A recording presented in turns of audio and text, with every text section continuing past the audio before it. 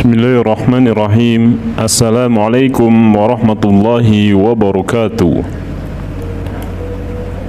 Pada kesempatan kali ini saya akan membahas tentang Imam Abu Hanifah.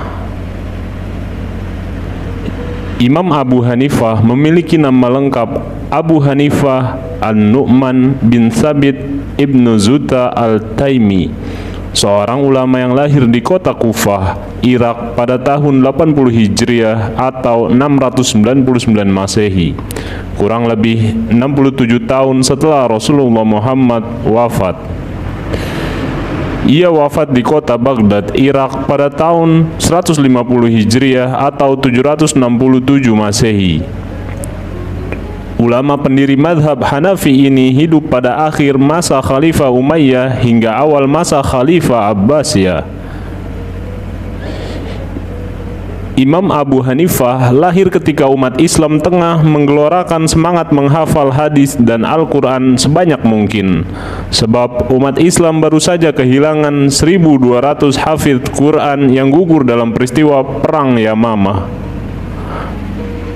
Perang tersebut terjadi pada masa Khalifah Abu Bakar untuk melawan gerakan murtad massal yang dipimpin oleh Nabi palsu Musailamah Al-Kadzab, tepatnya pada Desember 632 Masehi, kurang lebih 6 bulan setelah wafatnya Rasulullah pada 8 Juni 632 Masehi. Pendiri mazhab Hanafi ini pun layak menjadi sumber rujukan di bidang fikih. Ia tumbuh menjadi sosok pembelajar sejati.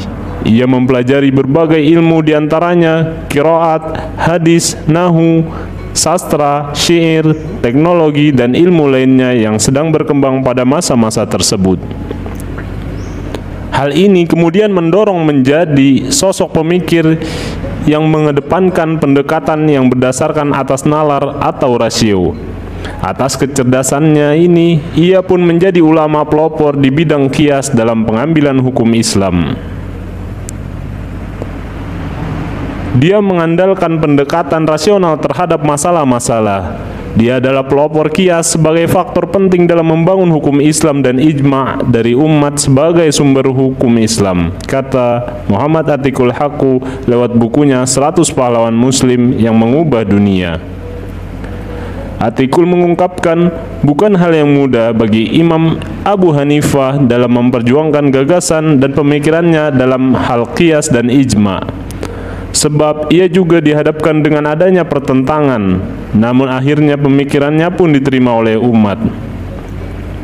Karena kontribusinya untuk pemikiran mazhab Hanafi, maka umat Islam bisa menggabungkan pedoman yang benar dari syariah dengan penalaran yang benar dan beralasan. Atiqul menambahkan bahwa Imam Abu Hanifah semasa hidupnya ialah sosok penulis revolusioner pertama bagi dunia Islam.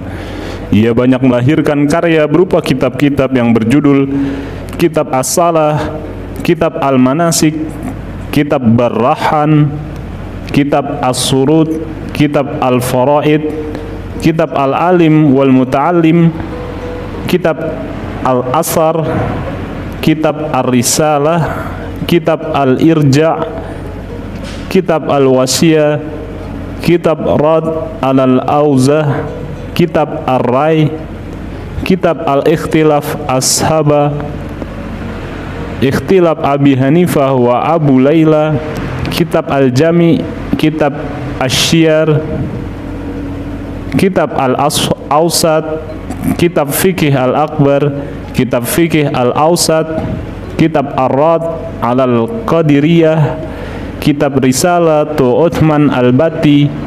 Selain menuliskan kitab-kitab, karya tulis Imam Abu Hanifah juga terdapat dalam ratusan surat dan pamflet. Atiqul menuturkan, selain memiliki ribuan karya tulis orisinil, ia juga sosok ulama muslim yang mempunyai banyak sekali murid. Murid-muridnya pun menjadi ulama yang terkemuka dalam dunia Islam. Di antara 3 muridnya yang terkenal ialah Muhammad, Abu Yusuf, dan Ja'far. Mereka bertiga bersama 37 murid lain mendirikan sebuah komite yang terdiri atas para ahli hukum yang membuat sebuah mahakarya jurisprudensi Islam.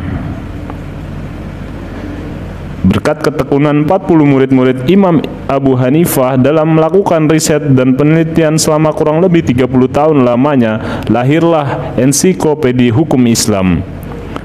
Namun sayang, sebuah insiden pembakaran di Baghdad pada tahun 1258 membakar karya monumental ini.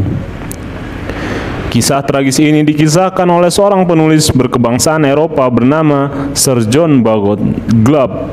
Berikut keterangan Sir John tentang insiden kebakaran di Hulugu, Baghdad, seperti yang disalin langsung oleh Atikul. Kota itu dijarah, dirusak dan dibakar. 800.000 orang dikabarkan tewas. Khalifah Mu'tasim dimasukkan ke dalam karung dan diinjak-injak sampai mati oleh kaki-kaki kuda Mongol. Selama 500 tahun, Baghdad merupakan kota dengan istana-istana, masjid, perpustakaan, dan universitas. Universitas dan rumah sakitnya sampai sekarang terus mengikuti perkembangan zaman di dunia. Tak ada lagi yang tersisa di masa kini kecuali tumpukan puing-puing dan bau busuk daging manusia yang membusuk. Atikul mengisahkan semasa hidupnya Imam Abu Hanifah ialah sosok yang memegang prinsip. Ia lebih memilih menerima hukuman mati dengan cara dipukul bahkan diracun daripada harus takluk pada pemerintahan Khalifah Abu Ja'far al-Mansur dari dinasti Abbasiyah. Dia lebih memilih kematian daripada takluk pada tekanan untuk menerima tawaran mereka atau menerima suap berupa jabatan Mahkamah Agung dalam kekhalifahan. Dialah yang memisahkan pengadilan dan hukum dari pemerintahan, dan dialah yang menjadi martir pertama untuk keadilan dan persamaan.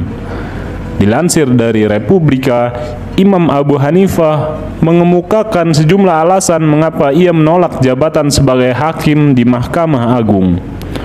Suatu ketika seorang ahli fikih bernama Abdullah bin Farukh al-Farisi menanyakan alasan mengapa Imam Abu Hanifah menolak jabatan tersebut. Ia justru lebih memilih 10 hukuman cambuk per hari dibanding jabatan. Mendengar pertanyaan tersebut, Imam Abu Hanifah menjawab dengan sangat bijak. Tak lupa ia mengemukakan 3 alasannya.